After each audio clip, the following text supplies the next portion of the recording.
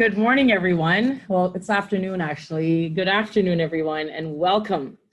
On behalf of the Black Business and Professional Association, also known as the BBPA, we'd like to welcome you to our virtual Ask the Professional series. Today is a special panel featuring an edition called A Day in the Life of Ogilvy Canada's Creative Team. We have some awesome members here from Ogilvy. So many years ago, when I started my agency, my marketing creating agency that really looks to amplify Black voices, Ogilvy was the template for me, and I still continue to sort of lean in and look at. So when we started this, I was very excited to have this top organization come to share with the BBPA what it is like to work in their world. My motto, so I have a lot of quotes from David Ogilvy because I have the books and so forth. And one of the things I like is that he says, my motto has always been only first class business, and that's in a first class way. When we do the work, we always look at the very top. And when you look at the very top, here we have Ogilvy and their top team. So we're looking forward to gaining insights into the life of leading talent in the business of advertising and marketing. At the BBPA, one of our most important initiatives is career guidance and mentoring. And this is why we really love our Ask the Professional series, as it provides real world insights into the lives and careers of people that we admire. So we extend our sincere thanks to John Killam today and the Ogilvy team for joining us and for sharing their stories. We are very much looking forward to hearing all your personal accounts and experience of working in this creative field. So just to introduce the company that is joining us today, here's a little background about Ogilvy. Ogilvy is one of the leading integrated marketing agencies. Its founder, David Ogilvy, is one of the most iconic ad executives in the industry history, making as I mentioned, favorite quotes by him and so forth. And so I'm going to ask now John Killam to talk a little bit about Ogilvy. Thanks, Nadine. And thanks for setting this up. We're so excited to be here. We got into a conversation with Nadine, I guess a couple of months back or so, just around recruiting and how she might be able to help us with recruiting, and we were really excited for the idea of being able to come in and help talk a little bit about what we do and maybe inspire some new connections. So we're pretty excited to be here. Ogilvy is a creative company that's really focused on growing business performance by helping clients connect to culture in the places where they sell products. It's a pretty crucial connection because if we can do more to help brands that our clients are selling have a connection, an emotional connection with the customers that they're trying to attract, it makes their advertising more effective. And that's pretty important in this day and age. We've seen a ton of media fragmentation and streaming services where advertising isn't available, and we have fewer opportunities and certainly less time with consumers when we do try to get a message out there.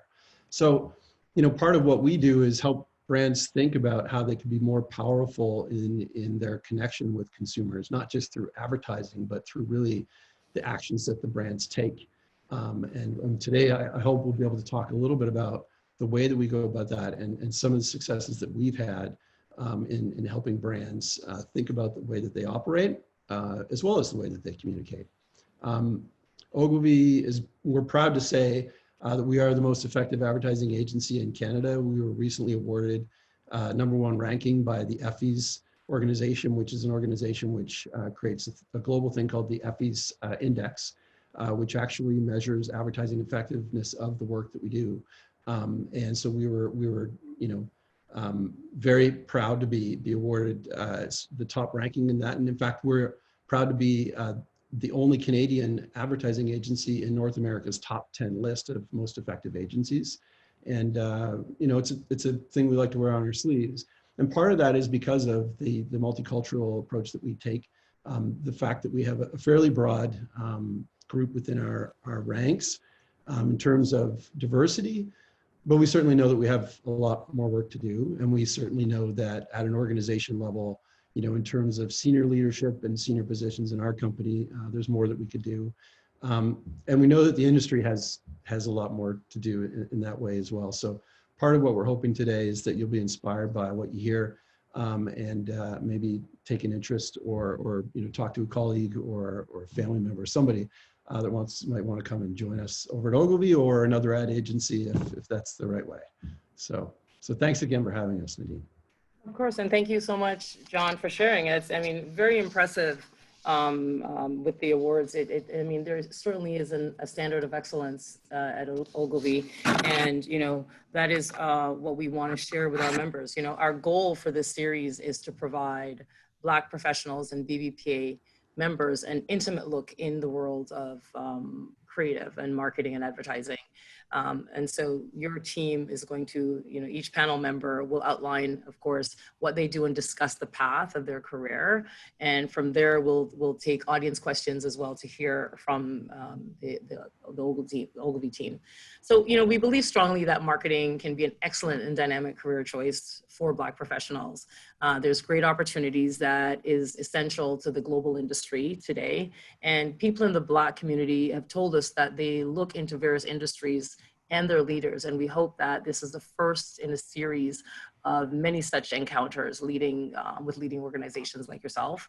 And we would really like to show the Black business community how experts work and what is offered in the creative industry.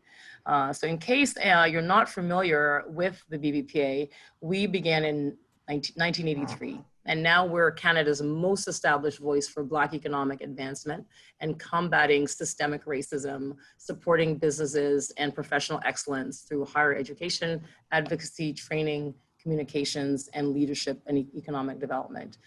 We represent many Black professionals who seek an equal opportunity to move up in their careers. And we're calling on the Black community really to take advantage of this incredible opportunity to hear from the Ogilvy staff and learn about what professional marketing is. And there's a great deal of development that we're hoping that the takeaway will be from today. So let me introduce the Ogilvy panelists. You've met John. So John Killam became Ogilvy's CEO in Canada in 2019. So you're new to Canada, yeah. And after a career that often involved oversight of Rogers Communication, a current major focus of Ogilvy's related WPP agencies. John, can you say a word to our community about Ogilvy? Well, you've talked about Ogilvy, but just maybe a little bit about yourself and careers there. Sure, yeah. I came into the ad business back around the turn of the century, and I got a job first in the digital side of the business. And I had a friend who's a now very senior person in the business, who was a creative guy back then, kind of chuckle about my new digital advertising job, and he was like, "That's not really advertising." And back then it really wasn't. And I think that it's been an interesting climb into a broader leadership roles within the advertising business. I have done digital and brand leadership roles in Canada and in the USA. I am from Canada. I grew up in Nova Scotia. And I think, having done a recent hit in media, I've kind of done my advertising MBA, and was very happy to come join the great team at Ogilvy in just over a year ago. And it's been a wonderful, wonderful year. Best year of my career so far. So that's great. Thank you, John. Thank you. So next we have Amy Smith, the strategist. She joined Ogilvy this year after achieving success as a strategist at other leading agencies. She's an English and mass media graduate from the University of Toronto. Amy, why don't you tell us a bit about yourself? Hi guys, thanks so much. I'm a strategist. Probably one of the parts of advertising that people understand the least about, myself included sometimes. I like to think that, the most interesting paths are never found by walking the straightest path. And for sure, my entry into advertising was much like that. I actually come from a magazine editorial background, but we were about a decade ago, sort of starting to learn the power of social media as a storytelling tool. And Dilpreet, I saw your question, so eager to answer that in a bit. But we were starting to look at social media as a business model, sort of at the very infancy of it. And when I moved back to Toronto from a bit of a stint in New York, it was suggested to me that I pursue advertising because social media was becoming a brand storytelling tool as well. Through that, I just became really passionate about the opportunity that strategy has to really do something that at the time journalism wasn't allowing me to do, which was really dig deep into humans, what makes us do the things we do and love the things we love and choose the things we choose. And so strategy is really sort of, I like to think the island of misfit toys. You might come from a business background or a culture background or a performing background, so many different avenues. But if you are interested in people, interested in trends and culture, or just love being on Twitter, there might be a place for you in strategy. So you can find me on LinkedIn. I'm always super happy to chat with people who might be interested in getting into the business. So feel free to find me on there. It's just Amy Michelle Smith. Yeah, great to be here. Excellent. Thank you for sharing. I'm really looking forward to your answer, the question and answer in your segment. Yeah, very, very excellent. Thanks for being here. Next, we have Aisha Lobo.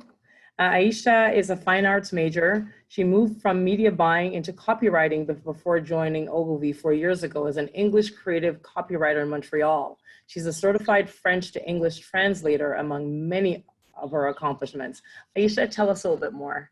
Thank you for that introduction. That sounds so much more accomplished, but on paper. But yeah, so I was actually I'm originally from Toronto, and I studied, like you said, fine arts, not to plagiarize Amy's concept, but I do think, yes, the most interesting paths aren't the straight ones, and that's been my personal experience too. And I think I was kind of like a lot of creative people. I didn't know what I wanted to do, and I honestly never even heard about advertising. So it was kind of a lot of serendipity and chance that brought me here. But I was in Toronto. I took a first job in media, and then I was like, I really want to speak French, live la vie en rose, and I moved to Montreal. And then I realized, well, I don't love media, and honestly, it didn't love me either. So, I decided, but people were always telling me, oh, you're a good writer, and I'd always been strong in English. So I decided to take the leap, take the chance, and yeah, I haven't looked back. It's been, I think, the great part about, like, even when I was in fine arts, what I loved about it was the multidisciplinary approach that, taking on different subjects and understanding it. And advertising has allowed me to do that both creatively, but also because you work on so many different clients and you talk to so many different people all the time. And it really forces you to, like, be outside of yourself, to take an interest, to become a little bit of an expert in each subject that you have to talk about, because you have to understand it to be able to explain it.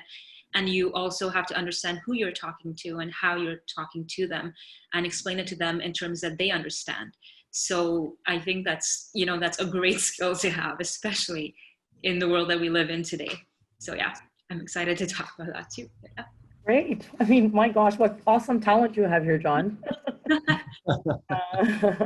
Thank you for sharing. Next, we have Kyron Sobers, an account supervisor who joined Ogilvy in 2018, working on such clients as the Carlsberg Group and the Ministry of Finance.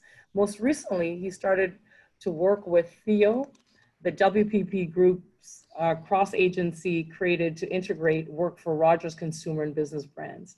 Kyron, let's hear a little bit more about you. Absolutely. Thank you, first off, for having me here. Very excited here to represent Ogilvy. I think I'll just start off by giving a bit of my background. I do come from a bit of a unique background where advertising wasn't really something I was exposed to during school, and as well as family. It was never something that was kind of encouraged. So I've been in the game for about 2 years, and to be honest, it feels like 2 years going on 20. Which is nothing negative. It's actually something amazing. I've grown so much and I've learned so much. Before I actually got into advertising, I was more so in the business field and really just trying to find my feet in what was working for me. So I kind of experimented in the loyalty agency aspect. kind of did a bit of marketing, and then eventually I feel like advertising sort of found me. So when I got that call from Ogilvy and I stepped into it as an account person, it was really kind of learning and understanding what it is to be in advertising, because looking at it from the outside, you always see a different perception. But once you're in it, you can kind of see the influence that you have, as well as understanding the relationships and all the different components that go into making such great creative. I feel like that was something that I fell in love with. And for me, going on only 2 years in the industry, I feel like this is something I want to champion and encourage others who may not be exposed to advertising or who may not know to get involved earlier, because who knows like how far you can go. And sorry, just one more thing on that. I don't mean to trail on too long. But I do think even if you don't have an advertising background specifically or a marketing background specifically, there are so many unique skills that you might have that you can leverage in this opportunity. So don't shoot yourself out, kind of give yourself the opportunity. And as Amy said, super happy to talk to anyone if you guys are looking to connect or get some more information. Fantastic, thank you, thank you. And next we have Marie-Pierre Terre, a broadcast producer. She has 14 years of experience on the agency and production sides and is fully bilingual, fully bilingue in English en français. Marie, what can you tell us about your career so far? Bonjour tout le monde. I'm going to say also that I'm super happy to join everyone. And like Kieran just said, advertising is such an amazing field with people of all sorts of backgrounds. So that's definitely one thing I love about it. But I personally fell in love with it back in university. You know, I didn't know what I wanted to do in life. So I studied actuarial mathematics. I moved over to psychology and eventually landed in business halfway through university, where, you know, my first class was in marketing, consumer behavior. And it was all about advertising. It was how to change perception of masses and how to use data to craft messages. So to me, it was the perfect kind of merge of all my loves of human psychology, but also numbers. And so I just applied everywhere I could out of university and eventually landed a job in Toronto as a marketing coordinator, client side. And then from there, I became marketing manager for like an editorial firm, and got headhunted by an agency. So I did what Kieran did for a year. I was an account executive. And from there, the head of production noticed my organizational skills, as well as my sort of relationships with the creatives, because production is really about account management, but it's also about understanding creative and how to execute creative well. And so I never went to film school. I just learned from the ground up and, you know, became a junior producer. I even crashed my first car, the car that I was shooting for my first commercial. Crashed it on the way to the shoot. So I learned by doing. I didn't know that. Right, that's years good. later, here I am. We will make note of that. We're all hearing it here. You want us to edit that out? Because, you know, insurance, you know. Yeah, exactly. I know. Oh my goodness, thank you for sharing. So tell me something, when you got the call that, you know, Ogilvy wanted to recruit you, for all of you, did you all sort of do the little happy dance, you know, around before you joined, pretty much? And so this is awesome to hear this. And, you know, in the world that I live in as well, I you know, when you talk about strategy and data, all of these things are so critical and so important. So thank you for sharing. So before we get into the questions, I've got a fun one. What is your superpower? What is your superpower? I'm going to share mine. I'm psychic. I know it's a peculiar thing of mine. I'm literally I'm a psychic. I can tell things. I can see things. So part of that, my superpower is I'm a visionary. I'm like big visionary, and I'm psychic. That's great. Yeah, that's mine. So go ahead, John. Tell me what's yours. Mine is probably supersonic speed, because I am just surrounded by a world of excitement in my job. And there's so many things that I'm trying to get done every day, and there's never enough time.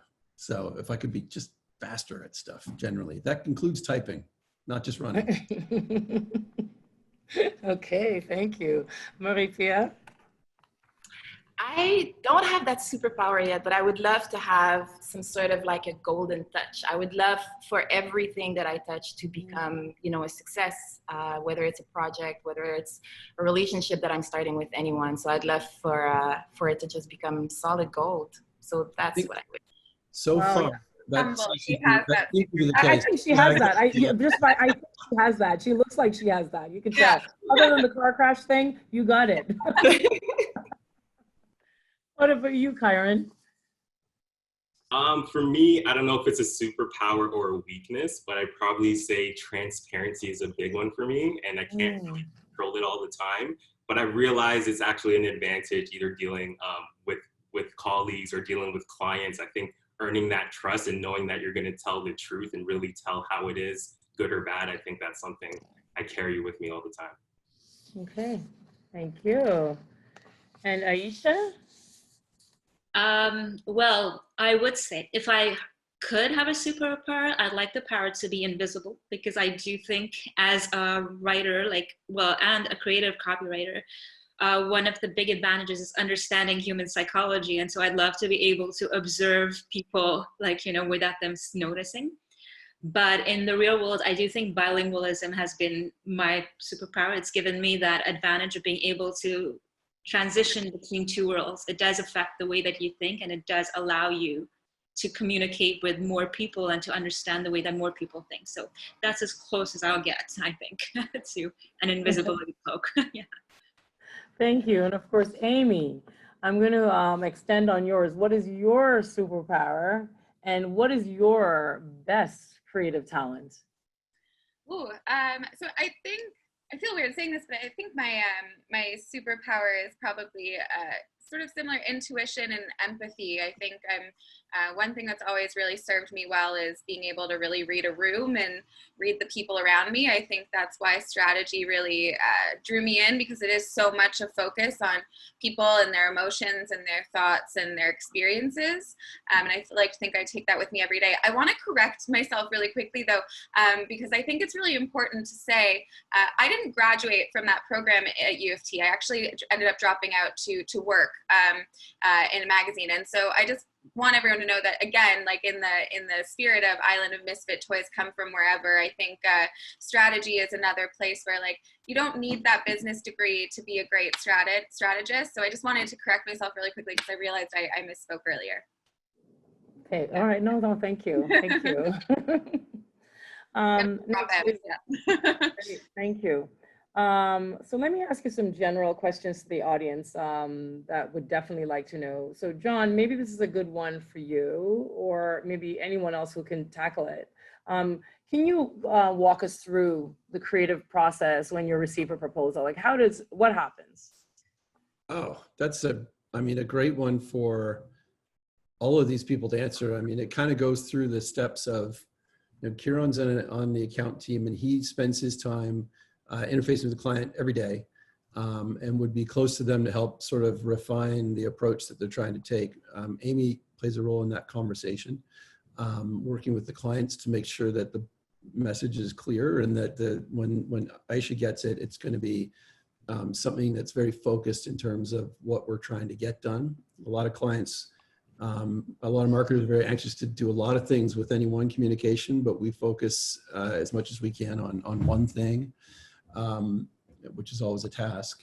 And then Aisha and her team will spend a lot of time with those things. I kind of see the creative process as three people, because Aisha's a writer, but she would have an art director, partner, and then somebody like Amy would work directly with them. And I think that's how we really get to some of the best work. And of course, people like Kieran are there to help get it down the path and help sort of grease the skids with the clients and get them ready to be open and have open ears when we arrive at the client presentation. And then when it comes down to getting stuff done, Pierre and people in her role really step in to help us in the process of driving video content or whatever else we're doing out the door, with just spades of unbelievable talent between her and Kieran. The things that these people are able to do amazes me every day. We're going to share some of the work today, I think. And you know, that kind of comes to not the end. I mean, we always go through the process of optimizing our work and working with our media partners, media agencies, to get things done correctly and make sure that we're, you know, finessing and refining as work is in market and we can see where we might improve things. What do you guys have anything to add on that? I think the biggest thing is it's a team effort, and there's a process that we go through. There's definitely a flow. It takes a mountain of people in the background to keep all of these things organized and moving correctly. And it takes a certain type of talent at every level and every part of the process to really partner and collaborate and come at everything with a creative mindset, so that we're approaching not just, you know, the work that we put on a page. It looks great and is creative to attract consumers, but also the problem-solving skills required for people like Pierre and Marie-Pierre to actually get things done, because you know, everything we do is quite different. So that's what I think part of the excitement of the industry. Of course. And to that note, you know, maybe you could set up and show us, you mentioned that you brought some work to show. We'd love to see something. So maybe we could show something now. And while you're setting that up, maybe you could just answer, how many people it works at Ogilvy Canada? Well, we're about, I mean, it depends on which office you look at. The Toronto office is about 110, and I think there's about 75 in Montreal. And we have an office in Quebec as well, which is about probably 25 people. So we're broad. We don't have a Vancouver office yet. We're hopeful to expand out west in the next couple of years, the thing we're constantly working toward. And yeah, that's about it. Globally, I would love to tell you the number, but I'm not actually sure. We have many offices across the US. The interesting thing about Ogilvy is we're very connected. So I'm on every single day. I talk to somebody from a different country multiple times. We are very connected. We like to say around the world, Ogilvy has long hallways, and it's very much a thing where I'm on a first name basis with people everywhere, and I can fire a message and I get an email back from Germany, UK, Africa, wherever, almost instantly. And there's very much a collaboration spirit. It's really part of the DNA of the culture that David Ogilvy built from the outset. Oh, that's great. So you've got the video ready to show? Yeah, we can share some video. I saw a question about Dove and whether or not we are involved with Dove. Is that Caitlin? Dove is a brand that Ogilvy has worked on for many years. Unilever is a big client of ours globally. Last year, I guess I'd go back 20 years. We've done some really amazing work in our office, collaborating with partners in the US and the UK on the business to help Dove develop its brand purpose. And brand purpose is the thing that we always talk about. What's the sort of the thing the brand believes in the most, and the number one focus of all the communications, the actions that a brand takes. And most recently, we have done some work with them, you know, as a demonstration of how, you know, the brand purpose of Real Beauty, which is, I use these because that's kind of the what you call it in terms of internal speak, the campaign for Real Beauty, which really takes a stand from Dove. It started, again, 20, 25 years ago. We saw through the 90s, there was just 80s and 90s, I mean, a big impact from what media was doing to self-image of girls and women and men, frankly. And they were taking a stand to say, you're beautiful no matter how you look. And that has been a thing that Dove has lived by for 2 decades. And when a brand can do that and stand for something so powerful for so long, it really makes it easy for us to come up with great work that is centered in a place that will strike at the consumer's you know, heartstrings, if you will. And this is a piece of work that we recently did in Toronto that ran globally. We did it in coordination with our partners in the UK. That really was enabled by that you know, real focus on brand purpose. I'm just going to try to share my screen here. Great. Hopefully we can all hear.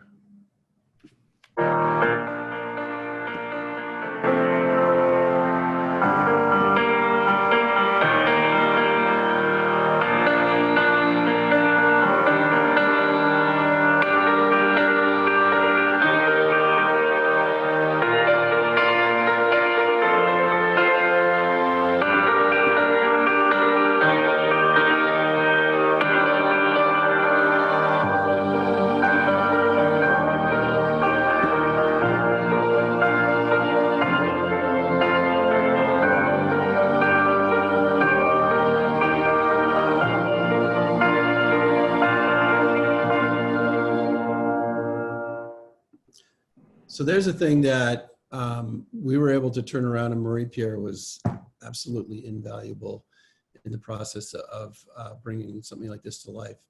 We turned it around extremely quickly to help the brand, take a stand, give a nod, play a role in the conversation that was occurring around pandemic, and companies responding to the pandemic have been rewarded as such. We've seen in some studies that Canadians' interest in companies that are actually taking a stand in things like the recent conversations around racism and how we're tackling that as a society, or how we're reacting to the pandemic, actually play a role in how much brand love is present for these companies, and it does help to drive their success in terms of business transformation. So that was the thing we were really excited about. It ran around the world. And listen, that's amazing. I mean, so I'm one of these people that cry at commercials. Commercials like this makes me cry, and I'm sure it resonated with a lot of people in that way.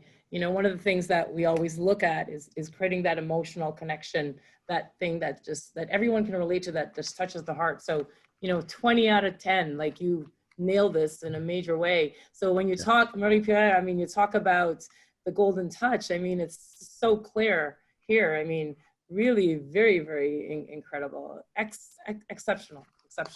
Thank you for sharing that. There's a lot of questions in the chat. Uju, do you want to sort of maybe assist? So I'm going to sort of mix things up. Are you guys okay to sort of answer some of the questions as we go through? I want to make sure that we get to as many as we can. There was one here that said, I would like to hear a very honest answer. Do you think it's possible for a newcomer who has exceptional work experience in advertising and PR to get into the industry or work at Ogilvy? Obviously, their mother tongues are not English. I know perfect English is not everything. Creative thinking, effective communication, and soft skills are more needed. But we still want to hear your very honest opinion. Thank you in advance. And that's from Ella. I think I'd ask somebody else to take that, but I will just start by saying that over 25% of the staff in our Toronto office are from outside of Canada. So that just speaks to the fact that we are certainly multidimensional in that way. Some are from Ogilvy in other countries. Some have come to this country not being part of the network and have come to work with us. Okay, thank you. So the next question we have, what is the one trend in marketing and advertising in today's world you think is not being paid much attention by brands? That's for Amy. Yeah, so gave a lot of thought to this question. I think it's great. I think one thing that is inherent to trends is that they are largely, fleeting, right? So they're moments in time related to something happening in culture, something happening in politics or society in general. At the end of the day, regardless of what trend it is, the basics of brand storytelling and brand building always remain the same, and as a strategist, I always say our job is to connect dots. We connect dots between brand and consumer and culture and the product and utility.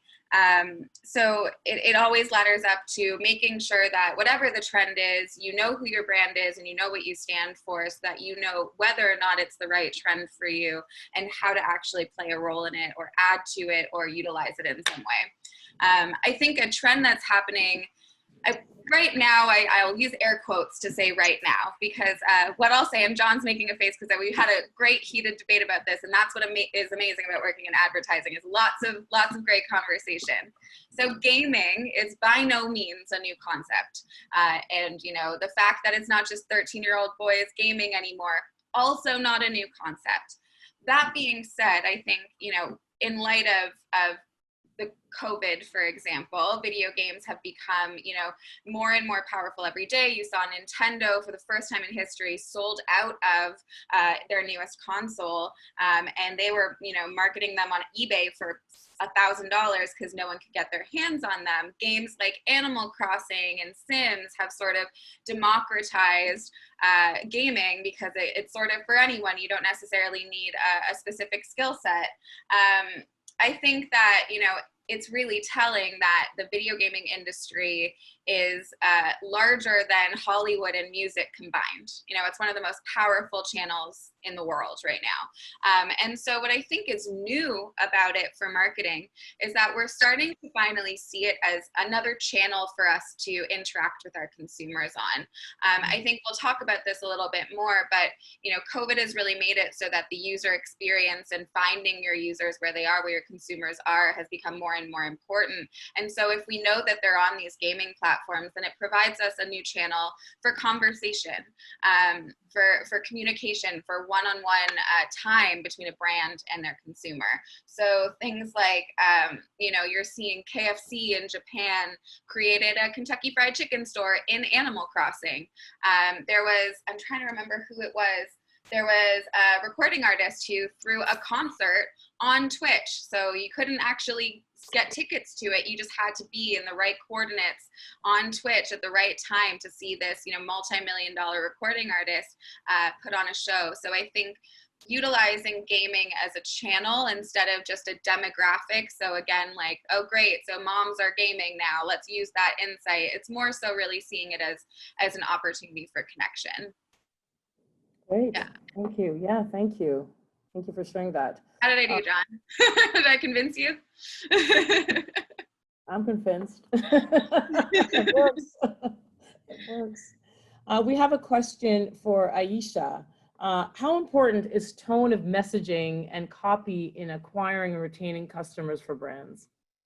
That's a great question, and it absolutely is important. I think because when you think of a brand, you have to think of it as a personality, as a person in a sense. And when you think, so for you as a person, you have, I mean, you're never one way, you're multidimensional. In a certain setting at work, you will be a more professional version of yourself. When you are like with your friends, you're a more informal version of yourself, but your tone is always consistent. And that's something that you have to like master as a copywriter. You have to understand what is the tone of this brand, who are they speaking to, they expect it. And people are very good at picking that out and understanding when it seems inauthentic. Like even if they are not experts and stuff, like that's a very human quality. Yeah. So it is something that you have, and each brand will have its own tone, its own strategy, where like the way, and a brand that their tone would translate differently on Instagram or social media versus on more formal media. But it really is the easiest and simplest way to think about it is thinking of it as a person, and it has to be consistent, and you have to know this tone like you know like your friend's character in a way.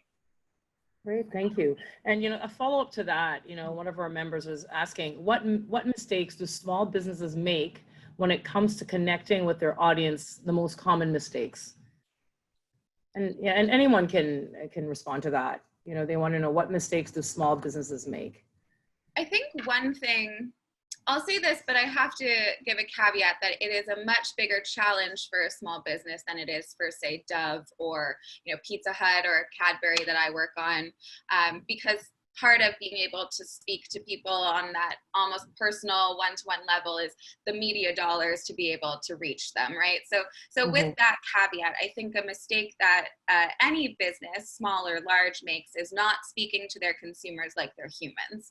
And also being too stuck in, I'll backtrack. The reason that agencies are so great for brands and why brands continue to hire us is because we have an objective point of view on their brand. Their profit and loss is not directly tied to our, well, sometimes it is, but our jobs and things like that. So we're able to take a step back and look at their problems through a different lens, and largely through the consumer lens. So I think it's a mix of not talking to consumers like they're humans, because they are, and being too tied up with what your goals are that you actually forget how to speak to people like they're human. For example, you know, trying to get people to say you have the classic chunky flavor of X, but that's not how humans speak. So try to speak in their language as well. So I think humanity is probably a mistake we make often. Yeah, great points. Thank you. Our next question is for Kyron. You've managed a diverse portfolio of clients across the United States and Canada. What's the biggest challenge you face working with such diverse clients, and how do you handle them and sustain the same standard of work? Yeah, I mean, just to kind of build off what was said before, I think consistency is a big thing. But also with Ogilvy having a great reputation and being known to have that expertise, I think when we go in to have those conversations with client, I think they are receptive. And I think they do understand that we are looking out for their best interests.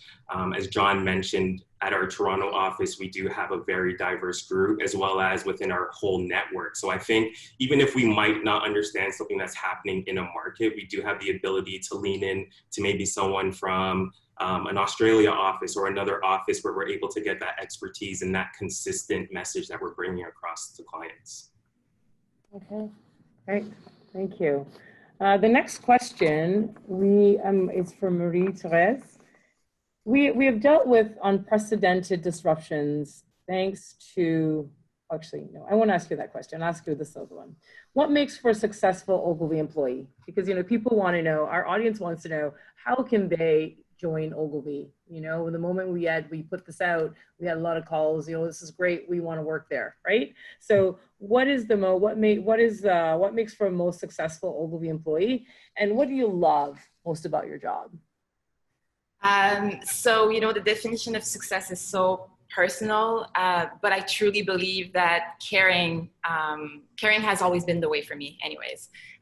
Doing things with consciousness, you know, with regards for other beyond your own short-term interests will take you a long way. And I think that Ogilvy is an environment that really fosters that. In production, you know, our job is to take an idea and to kind of execute it. So the idea can be a script, it can be a concept and activation.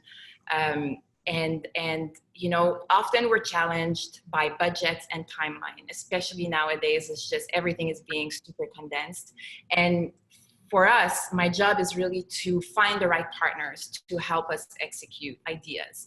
And what I look for is really people who care, because when you say yes, you need to do it all the way. You can't just go halfway through. When you commit, you know, it's everything reflects on you in the end, essentially. So that's what I say would be a successful employee. And to that point, Ella, I just want to address your question again, because I think it's super important that you be proud of like everything that you've accomplished and where you come from. And in fact, I think it's a strength that you're not from here, because you come with like a completely different perspective on life, on how to do things.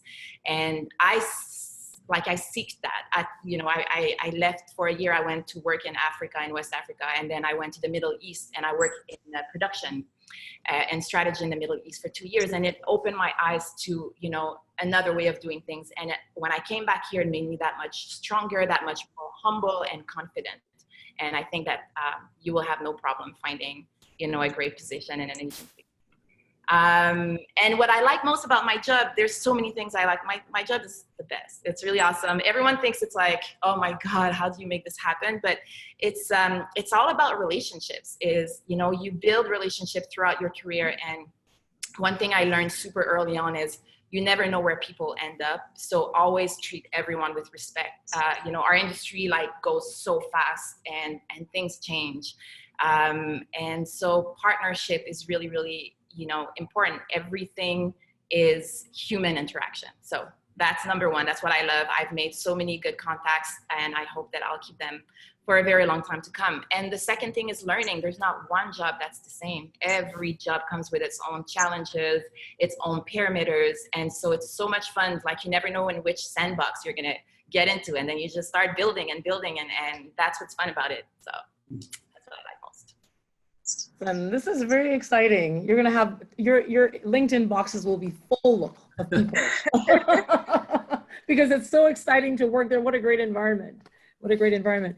We have questions from the audience, and but before we take them, I have a question for John.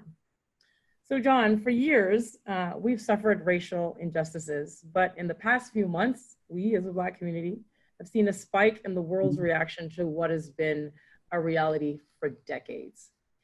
You know, we've seen some brands speak up and throw their actions behind the words.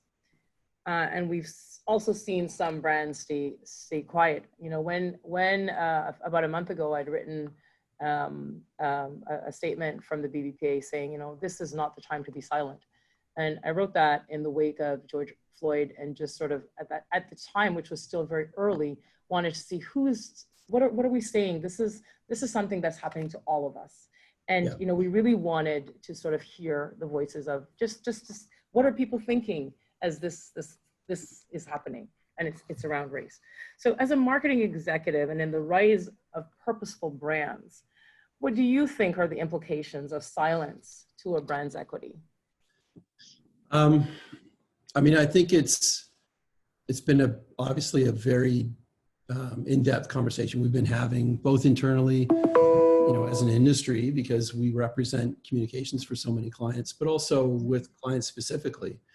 And it's a tough one. It's difficult. I firmly believe that companies, you know, need to play a role in this. We're in a day and age where there's an expectation, and frankly, you know, citizens and consumers can vote on Instagram through the things they say, and in the grocery aisle through the things they buy. But brands and companies are equipped with the means to put media content into the world that can impact the conversation and help to drive us forward. And I think that it's important for companies to play a role in this conversation. And that's what we've been saying to a lot of our clients. And it's easier, you know, for some when a company like Dove, who has a very firm grasp on what their purpose is in the world, and they have been taking actions that are, you know, consistent with the kind of message you might bring to bear in this environment or in this conversation.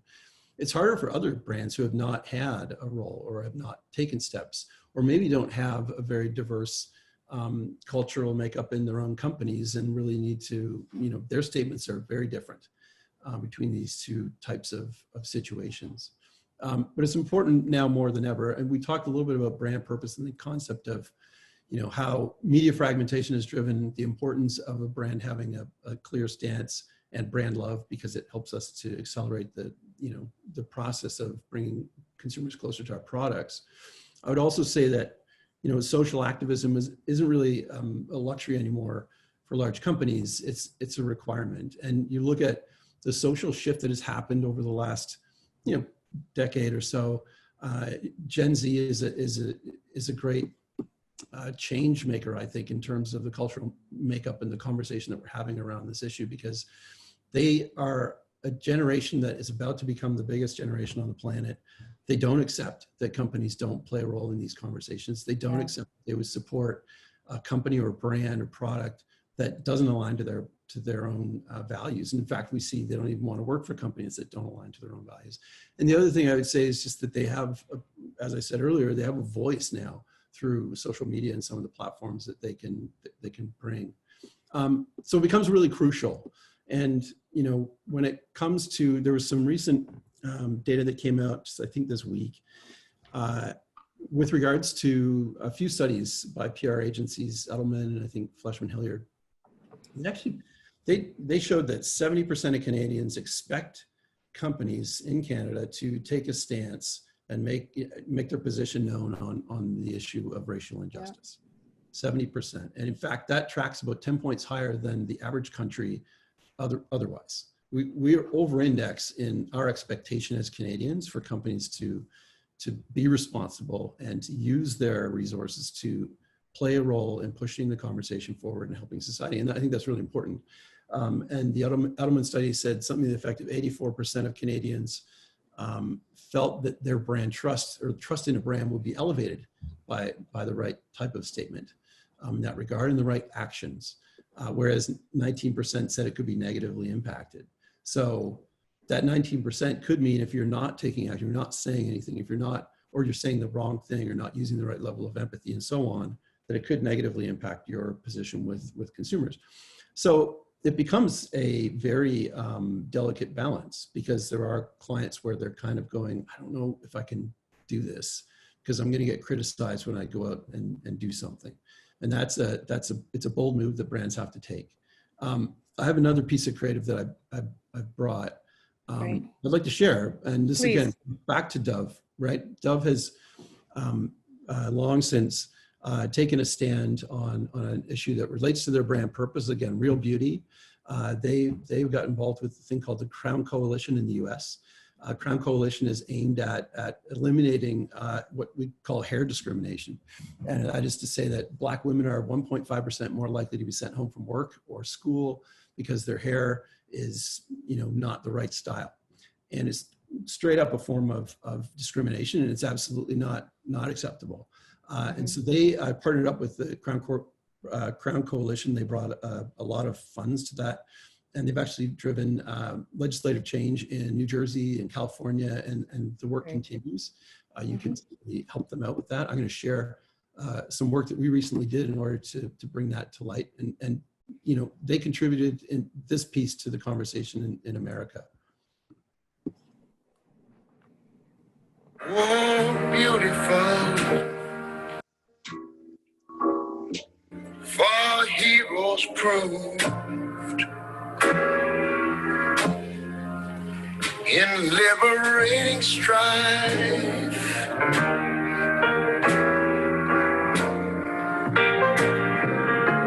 America, sweet America. God done shed his grace on thee from sea to shining sea.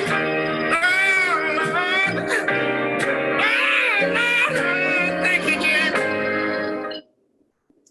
I can't tell you how much sleep I lost about whether or not we were going to get that song as a very obscure version of Ray Charles' song, and Marie Pierre played the amazing magician role. Girl, you are fabulous.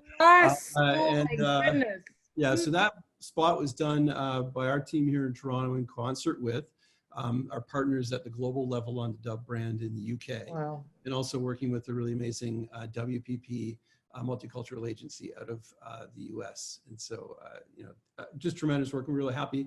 But again, and if you think about it, even as a small business, if you decide what you're about and you decide what your purpose is beyond the product level, beyond the thing that your product does, and you stick to that, you can use that to propel yourself into the right conversations that are going to drive brand love. And I think that's a really important thing. Listen, brilliant, absolutely brilliant. And what I hear is that, you have trust in your team. And you have trust in your exceptional team, and they deliver. And such. I couldn't do any of that. I said I couldn't do any of that. Yeah. These guys. They're awesome, and just the entire essence of it.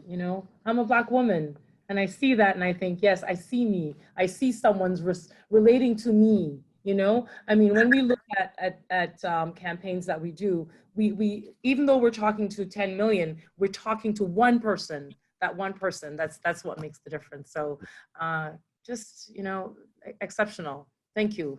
Very exceptional. And so the next question I'd like to ask Kyron and Marie Pierre, as we have, young Black women and men professionals looking to get into this space, and as Amy, I think, said, you read the room, she's, very good at looking at the room. What's that room we see when a young Kyron and a young Marie Pierre comes, and they, if they were to come into Ogilvy, what does that space look like for them?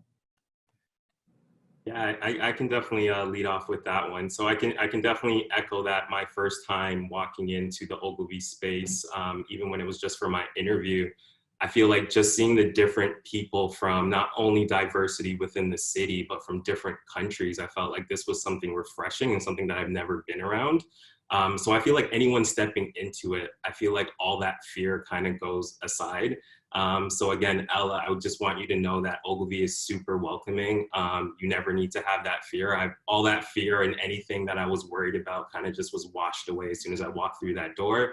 And I can honestly say that everyone that I've worked with has also had those same sentiments. So I truly feel passionate about working with everyone here. As a person of color, I can say that although it's not where we want it to be yet in terms of industry standards, you can see the initiatives that Ogilvy and WPP are really pushing and the opportunities that we're giving.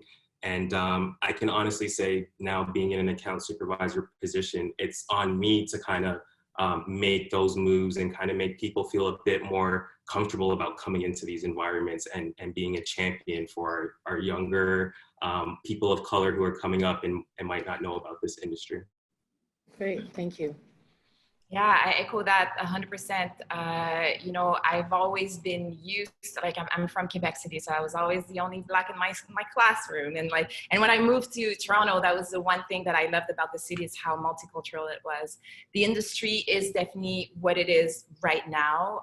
When I joined Ogilvy during COVID, at the very beginning of COVID. So it's really interesting to join at a time where I couldn't be in a physical space with everyone, but everyone on our Zoom chats, like so much diversity. And that really made me feel like, wow, okay, these guys are like different than other agencies I've been to. So it's awesome. But I gotta say, because, you know, this is a good platform to say, so we need more diversity in production specifically. We need, you know, now we have them all on front of the camera. Clients all want to have diversity, you know, in their ads, but we need them behind the camera. We need, like, you know, producers, we need grip, we need gaffers, we need all these different roles. And there's so many of them, you know, our department building sets, we need. So, and there's so many new initiatives that are being established at the moment right now. And if you guys go on the ICA website, you can see a lot about all the new steps that are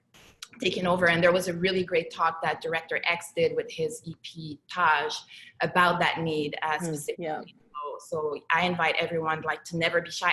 And Kieran said it best at the beginning, you know, it doesn't matter what your background is in terms of education or in terms of experience, because this industry is really about street smarts. It's about understanding what's happening in the streets, what's happening in the culture, and being able to respond to that and have an opinion and caring. Yeah, absolutely. Awesome, thank you, thank you. We're now going to take some questions. We only have 4 minutes left. The time has flown by as I thought it would. So Uju, can you read some of the questions for the group, please? Yes, definitely. And thank you to all the panelists. You've shared some really amazing insight. There are a couple of questions from people who are, you know, shooting their shot basically and asking if there is space for them in Ogilvy, but I believe that has already been answered so far. This one is from Tor O'Brien, and it says, regarding e-commerce, has cryptocurrencies challenged any of your marketing strategies?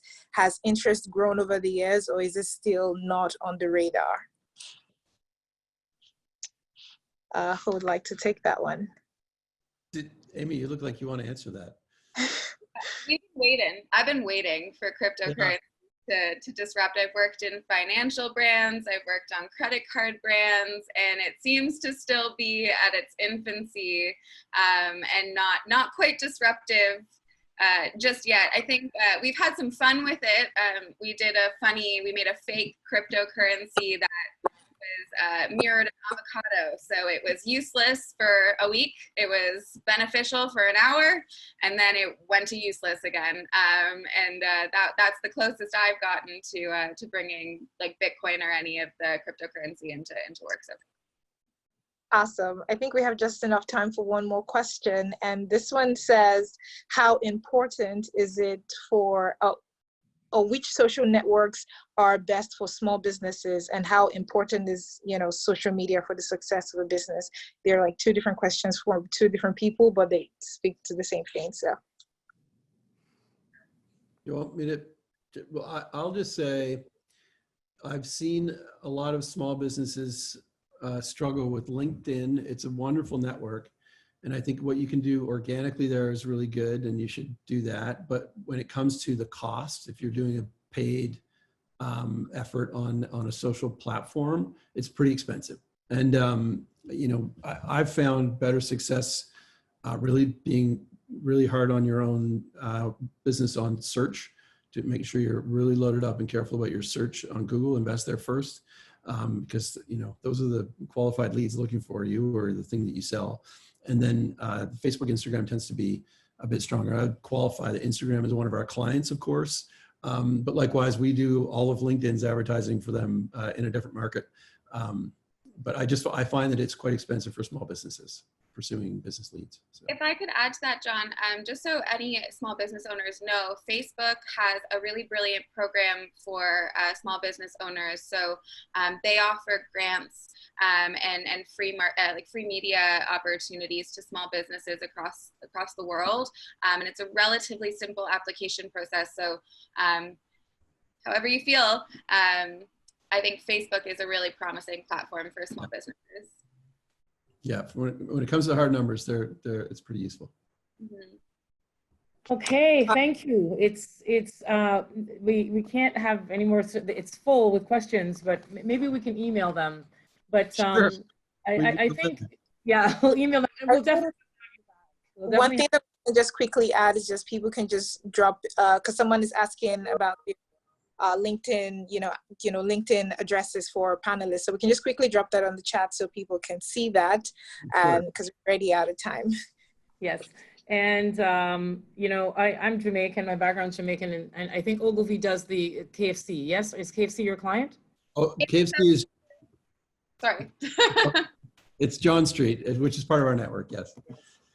So, Jamaicans buy the most KFC, right, in the world, apparently, right? So I'd love to talk about that campaign, why that is at some point. But yes, we'll have to talk to the John Street people. But guys, thank you so very much. Aisha, Amy, Kyron, Marie-Pierre, John, merci. Thank you so much for being here. A wealth of go ahead. Well, I'll just say thank you for the opportunity. Again, we're looking forward to meeting some of you or all of you.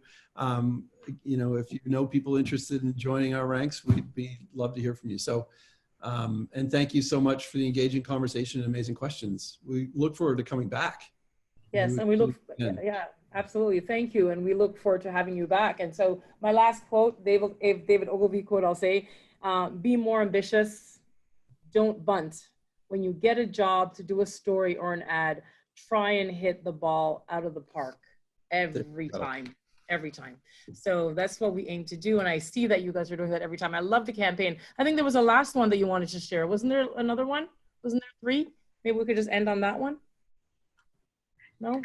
Was it you, Aisha, that had something? No? I was going to, it was going to be as part of about a creative process, but we can end on it. And it was just an ad that we had worked on. It was a huge campaign, one of the biggest that I've worked on for the government of Canada.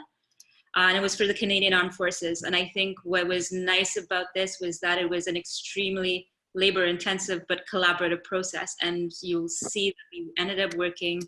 It speaks to a bit about how tone is important, because we were trying to break the perception of the Canadian Armed Forces as being something only for people with a lot of aggressive issues and who wanted to fight and die. And it was broadening the scope of what the Canadian Armed Forces can allow people to accomplish.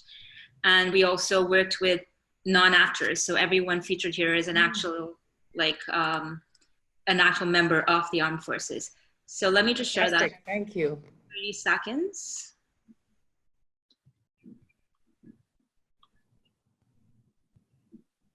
You can see my screen.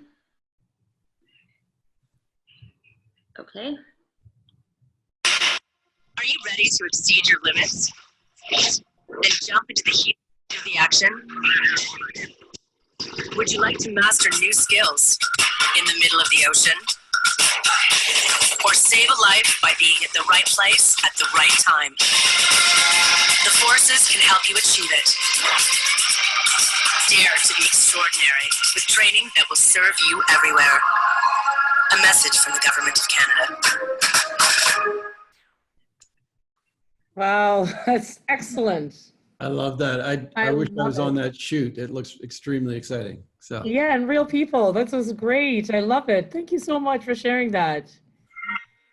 Guys, I hate to wrap this up, but thanks all for being here. To everyone on the line, BBPA is a membership organization, and we put on exceptional things like this. Please join, become a member. We have a lot of exciting things coming up. Look on the website, and we look forward to seeing you again for the next Ask the Professional series, where we're going to be talking about the business of entertainment, because we're going into Caribana season. So we'll see you all in the next week or so. And thanks again to the Ogilvy team for being here. Merci. Fantastic. Thanks so much. Bye. Take care, guys. Have a Yeah. good Bye-bye. day. Take care.